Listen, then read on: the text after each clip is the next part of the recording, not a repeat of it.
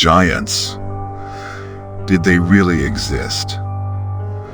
It might not be so simple to answer, even though most people would undoubtedly laugh at the question. In addition to descriptions of these giants appearing in our ancient writings and artifacts, actual proof of giant remains, such as fossilized footprints and bones, have perhaps been discovered all over the planet. Almost every mythology of ancient cultures included giants.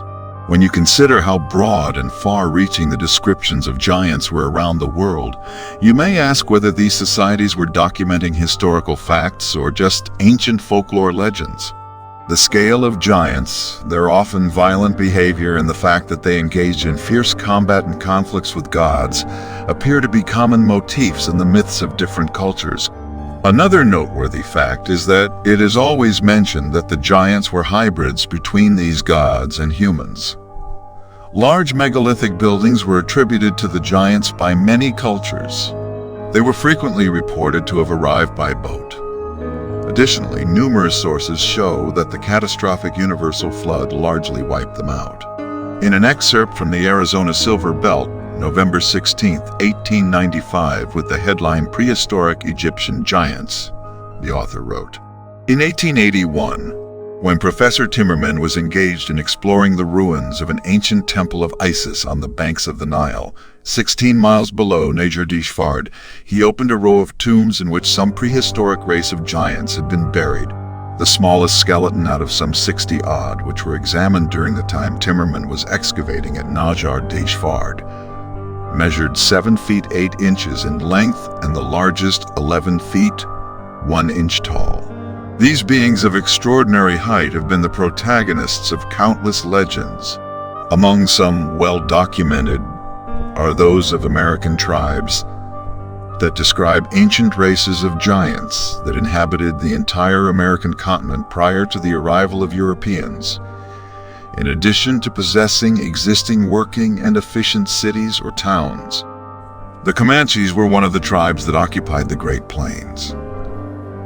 They have records of a race of extraordinarily tall men, about 10 feet tall. Apparently, they were a tribe of very rich and powerful men, even much more than any civilization today.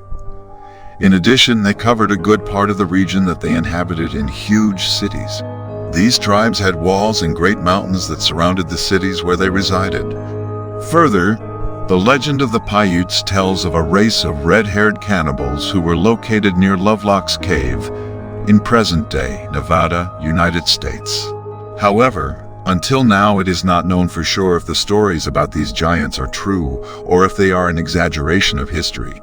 In 1931, large skeletons were said to have been found in the bed of Lake Humboldt, approximately 20 miles from Lovelock. The first of these 2 skeletons found is reportedly 2.5 meters tall and appeared to have been wrapped in a covered cloth like the way ancient Egyptians wrapped their mummies.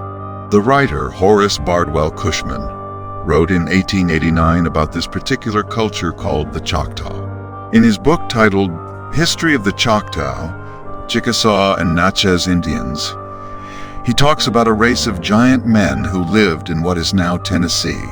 It is said that the Naholo people boasted members of extraordinary stature. Cushman said in his book that the word Naholo was used to speak of certain types of men. However, he clarified that he was originally referring to the race of giants that the Choctaw encountered upon reaching the Mississippi. To quote author J. Lee, he mentions in his book about the greatest civilization ever to be erased from history.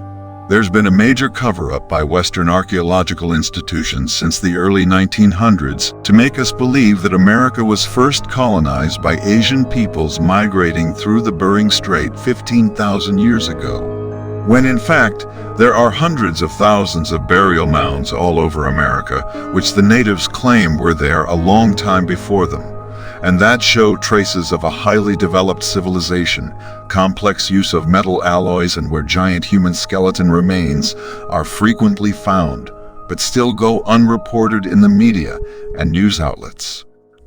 These are just a few examples, since, as mentioned in the introduction, in all the ancient cultures of the world, giant beings are referenced. These are supposedly giants that built the greatest works of the ancient world, which even today would be very difficult to replicate. Depending on the region of Europe where some of the legends come from, there are different names for giants. In the Bosio-Rule area, giants are known as Tartari, for example. Within the theory of the Great Cultural Reset, there are several peculiarities that incline us to question whether, in a remote past, a great empire was originally founded and inhabited by giants. Humanoid beings of exceptional size and strength, who also possessed a very advanced knowledge of masonry that allowed them to build enormous cities and stone monuments that, even today, cannot be replicated. Why would such massive cities and buildings be built for average-sized humans? Why would such high and wide gates and doors be built in cathedrals and old-world buildings? Why are the ceilings of ancient cathedrals and temples so tall? Is there a possibility that they were simply built specifically for giants, and that this was the secret of the splendor of this lost empire? Ancient records of Arabic origin, which detail the way in which buildings and temples should be built, that date back to the 1700s, say that the doors and roofs must be particularly high and wide to allow access for a man mounted on a camel, carrying a load. Does this really explain the incredibly oversized doors and ceilings in some of these old-world buildings? The man on the camel had to be able to comfortably enter the building without having to get off his animal or lower his head. In other parts of the world, such as India, there are also similar records, but they detail that the entrances of the temples had to be even larger to allow the passage of the most used animal for the construction of these buildings, which were elephants. Is this a valid explanation for the opulent and astoundingly exorbitant architecture of the old world? Elephants were the power of load and push of ancient India and many other places in the ancient world, allowing the transport of large amounts of material, dragging it to its destination. For conventional science, this will be unbelievable, since in many places where there are large buildings there were no elephants or animals this large, but that is only part of the narrative we have come to understand today. Within the Old World Reset theory, it is casually mentioned that the lands that currently make up the United States were inhabited by large beings, of which only some remnants have been found. In addition, another point that coincides with the Cultural Reset theory is that the North American giants, and in fact the rest of the world, had a host of different physical features and distinctions, as well as the described giants of the Lost Empire. Why would artifacts such as books or weapons of enormous dimensions be built? Just for an aesthetic taste that seeks to increase the symbolism of the piece? Or was it so that people who were enormous in stature could simply use them? We may never know the whole truth about the giants, but between myth, legend, and historical fact, there is more to the story than meets the eye.